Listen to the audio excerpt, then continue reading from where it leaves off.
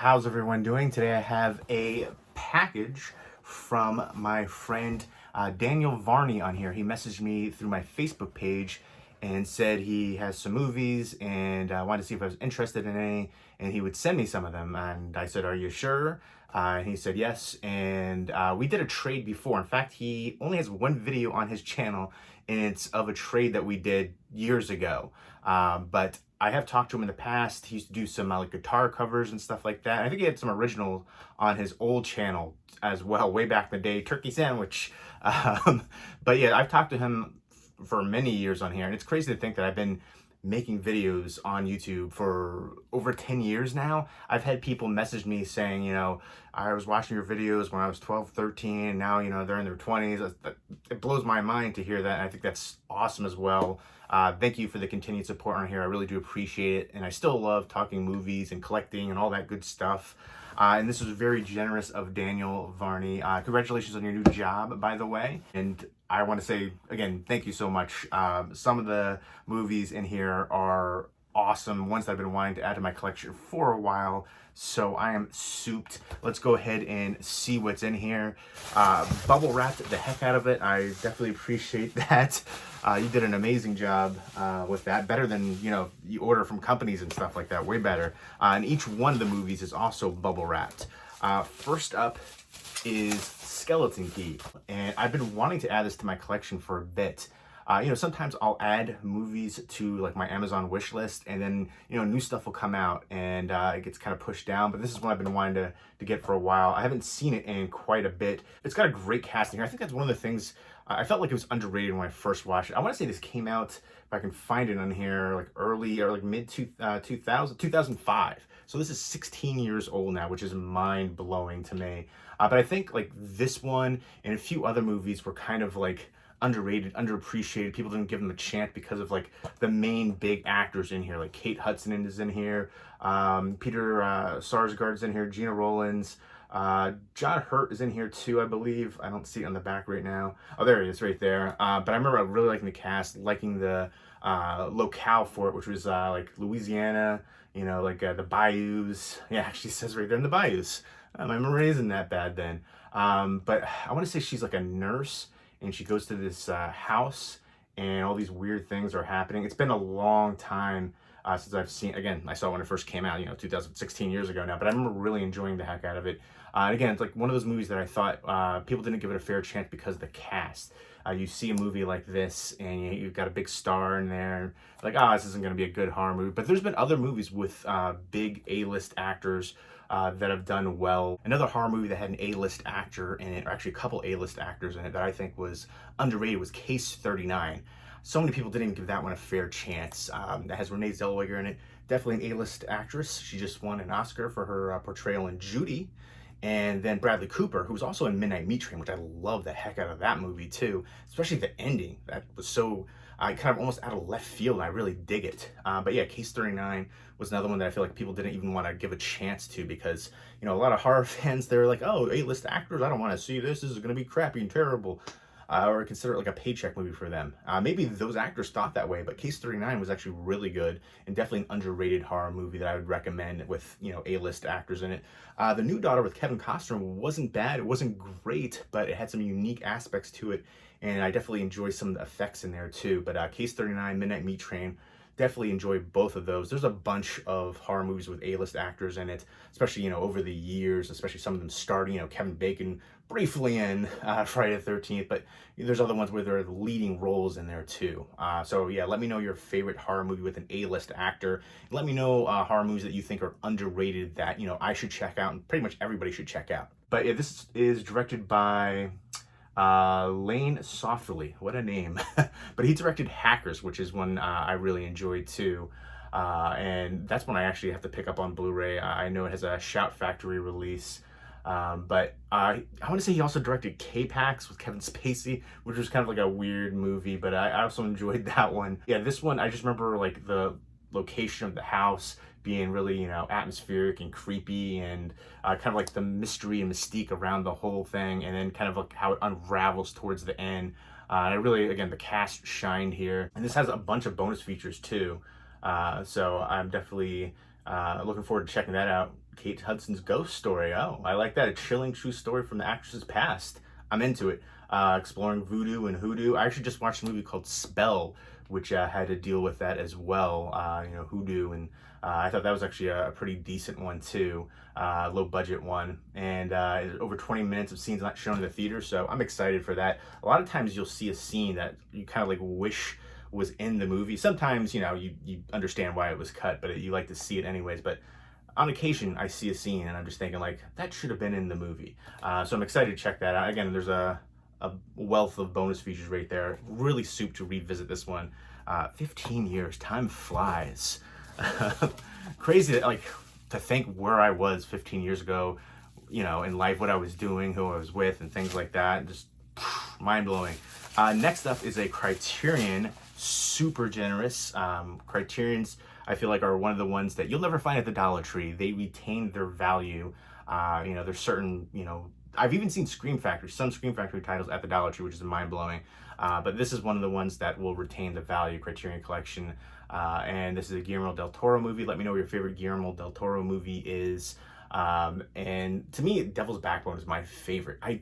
It's a ghost story, but I never really thought of it as so much overwhelming horror. This one I think is more horror. It's fantasy horror to me. And I absolutely love it. And I'm looking forward to checking out the transfer for this because I heard the 4K transfer is different and some people prefer the transfer on this one. So lots of one of those things too. A lot of people prefer different transfers on different releases. So I'm excited to have this one because this one to me is just a modern classic from 2006. Again, 15 years on this one, 16 years now on this one. And again, I was thinking about, all these different movies that are on the wish list. Like I mentioned, Hackers by the same director, Angelina Jolie. Man, I wish I would have picked up Gia. That apparently is out of print now on Blu-ray. I got to get that one. But I remember watching that and like, I don't know, was it Skinamax, Showtime, one of those ones? And as a young kid, I was like, oh, Angelina Jolie. I don't know, just popped into my mind thinking about that with Hackers. But yeah, this one to me, I love the cinematography in here, the effects, the pale man, the creatures, just all the fantasy aspects, the fable, and then, mixing in with the Spanish Civil War, the innocence of youth, just everything about it is such a beautiful film, a haunting film, and I am souped to have this in the collection now. Criterion Collection does such an amazing job on the releases, from the transfer to the special features. You've got the booklet in here. I always appreciate a booklet, especially for a movie that you enjoy. Sometimes you find behind the scenes information and photos and stuff like that. There's the disc artwork. Sometimes they have interior artwork. This is just, kind of red, but still, I dig it. Thank you so much, Daniel. That is awesome. And another Criterion Collection release and another Guillermo del Toro movie, Chronos, which is another one that's been on my wish list for a while. I consider it kind of like a unique vampire movie. This one came out in '93. I remember Ron Perlman in here. Also, let me know your favorite Ron Perlman movie. I'm a big fan of Ron Perlman. Remember, he's been around for so long. He was in the Beauty and the Beast TV show way back in the day. I loved him in Sons of Anarchy, but he's been in a ton of great movies. But this one, again, consider it, like, I don't really remember hearing people talk about it and saying that it's a vampire movie, but I consider it to be a vampire movie, very unique take on the genre. And I kind of feel like, I don't know, it has a sense of like what it is to be human as well, kind of like an underlying theme there, and kind of greed as well. And there's I want to say there's like an antique store, and the dealer there, he has this like a scarab right here on the front cover, like this gold scarab, and if you put it into your like skin, it can essentially give you life, eternal life, but also the thirst for blood. So there's people looking for this, somebody who's like an older man who's sick and rich, and then Ron Perlman, I want to say, is like one of the relatives there too. He was really good in this role. But yeah, I remember the cinematography in this one being really good and just having an atmospheric feel all throughout, and really enjoying the concept of it too. Again, like a unique vampire film. And one that I'm super happy to have in the collection is, again, I say souped a lot, but souped is, it's not Campbell's soup. It's a combination of super excited.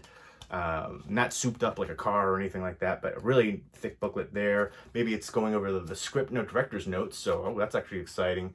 Guillermo del Toro, he's a true fan of horror, and I don't know if you've ever seen his house, all of his collectibles that he has. You could probably do like a search on YouTube, but there's the red background again, fitting for the blood, but also works as well because it's the same color for the Labyrinth, Pan's Labyrinth one right there. So, souped. I said it so many times this video, sorry about that.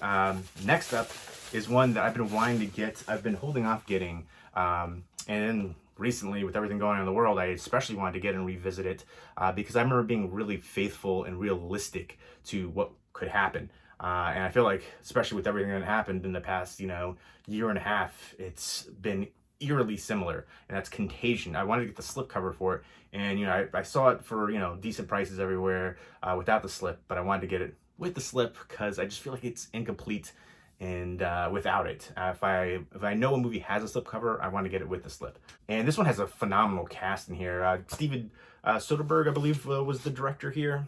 Yes, he did Traffic, which is an all-time favorite of mine. Sex, Lies, and Videotape as well.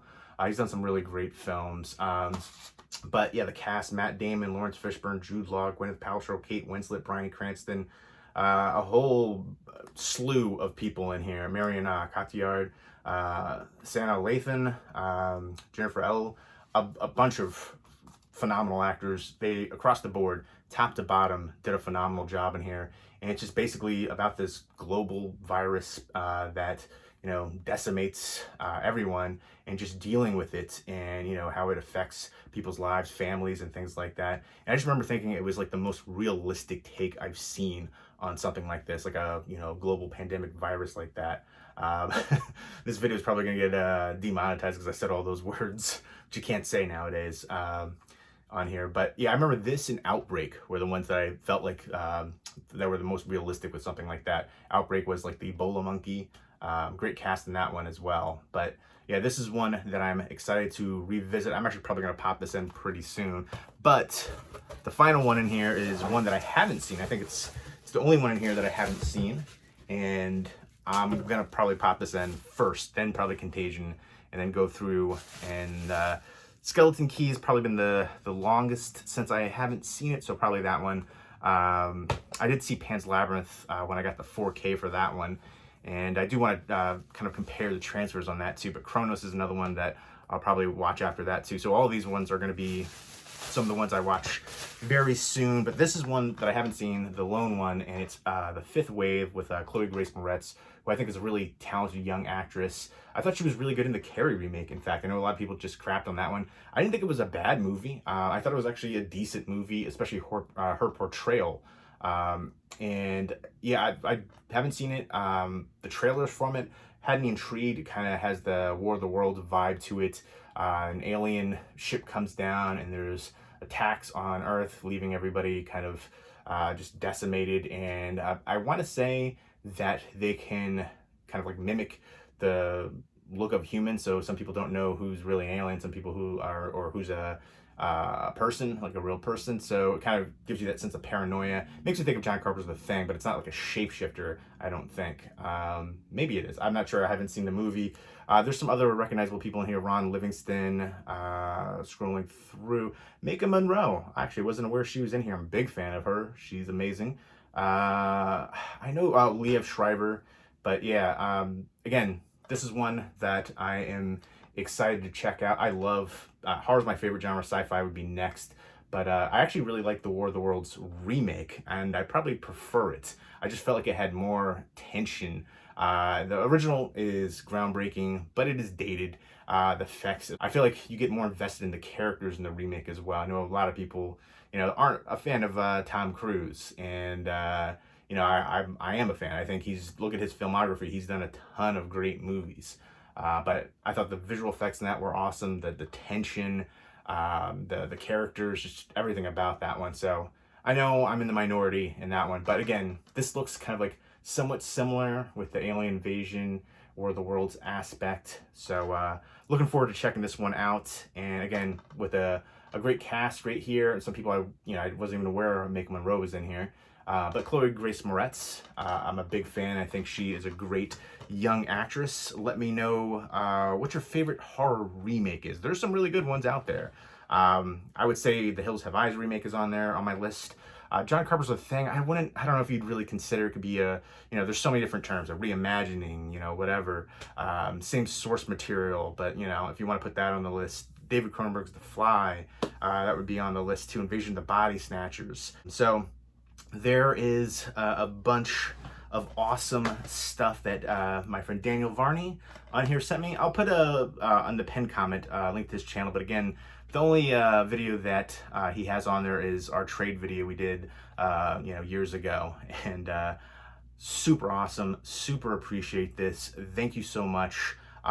These are amazing, and hopefully we can do some trades and stuff in the future too. I think that's awesome to, I've talked to people on here for years. I've said this too as well.